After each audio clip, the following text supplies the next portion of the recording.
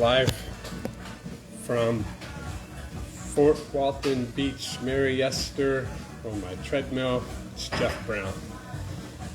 Welcome to Same Rock, Different Day.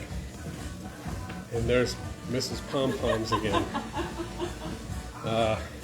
Was listening to some Amazon music on the way back from the Chamber of Commerce ambassador meeting we went to today, and heard some Earth, Wind, and Fire, so I wanted to listen to a little EWF while I was ruck marching today. But it's that meeting I want to talk about. Put the question of the day in there. Are you trigger stacking? It was a term I heard today. Hadn't heard it before, but it makes sense. So we've got a presentation from this place called Dog Harmony. Their tagline is "We help dogs rescue people." So they're kind of a therapy dog outfit, nonprofit. They're working with local hospitals, retirement centers, adult homes, that kind of thing. Even going to schools. So it's kind of neat what their work is all about. But the lady presenting talked about how we can tell when dogs maybe are starting to get anxious or tense. And she said what we need to look for is what's called trigger stacking.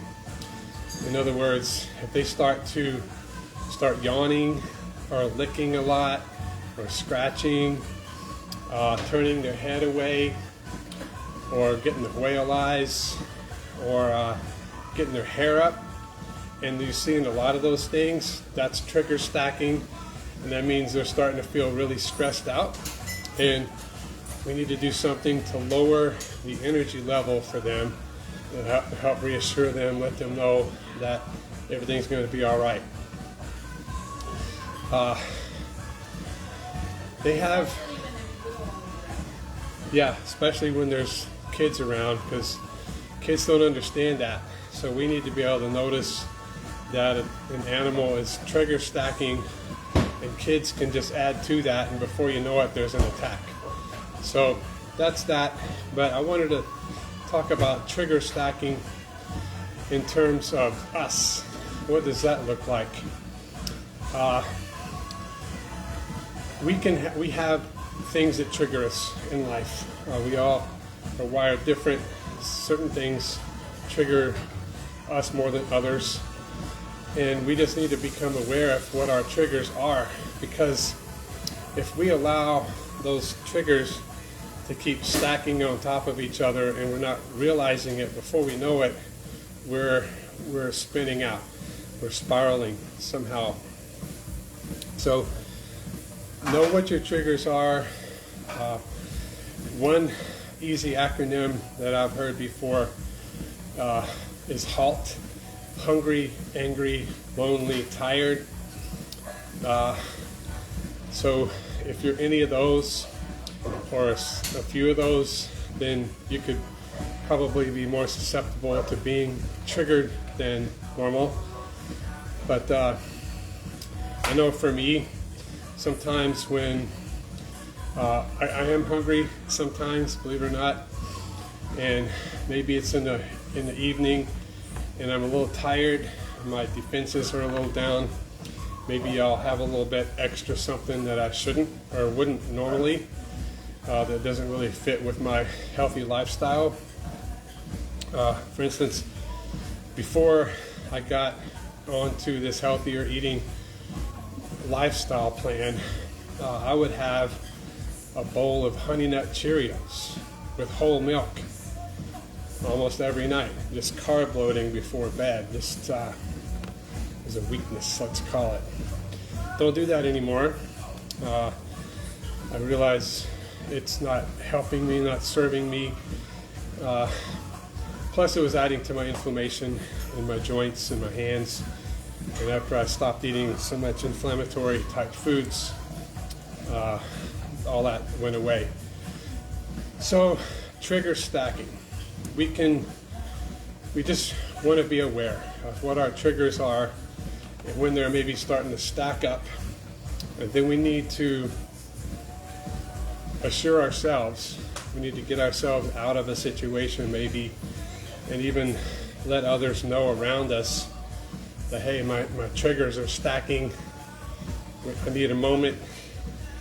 Grab a Twix or a piece of celery, something, take a sip of water, give yourself a moment and break out of that. So, your homework for the day, should you choose to accept it, is think about, make a list of things that can trigger you, and then just make a point to be aware of when one or more of those things are starting to happen, and how do you get yourself out of that? How do you extricate yourself? You need something to break the cycle that's starting to form in your head before you do something that doesn't serve you, whether it's eating something or drinking too much, what have you. So this will be 47 of my 50 miles today. So I'm doing 5 miles today, and I'll be finishing that up tomorrow. But here's the special thing. I plan to keep doing same ruck, different day. I may not keep the weight in here. We'll see. Melissa says I should take it out, but we shall see. I'll just keep doing this as long as y'all can stand it, and until I run out of things to say, which, believe me, y'all get tired of me long before I run out of things to say. Right? Right. Yeah.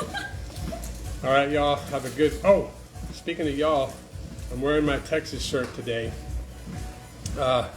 Another shout out to Special Olympics USA Games. That's what it's called. Apparently, this is bigger than the Super Bowl.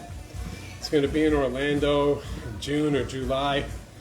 But there's a Special Olympics esports tournament that one of the ladies in our ambassador group, her son is actually ranked 9th in the nation in something. I don't know what it is, soccer, surfing. They have all, he plays 9 different sports as a kid with special needs. So anyway, guess who the ambassador for the Special Olympics USA Games is for the state of Texas? You get one guess. Yes, it's Matthew McConaughey. Found that out this morning. So, hook 'em horns and go Special Olympics USA Games. Guys, have a good rest of your day. And get the rest of my 5 miles done.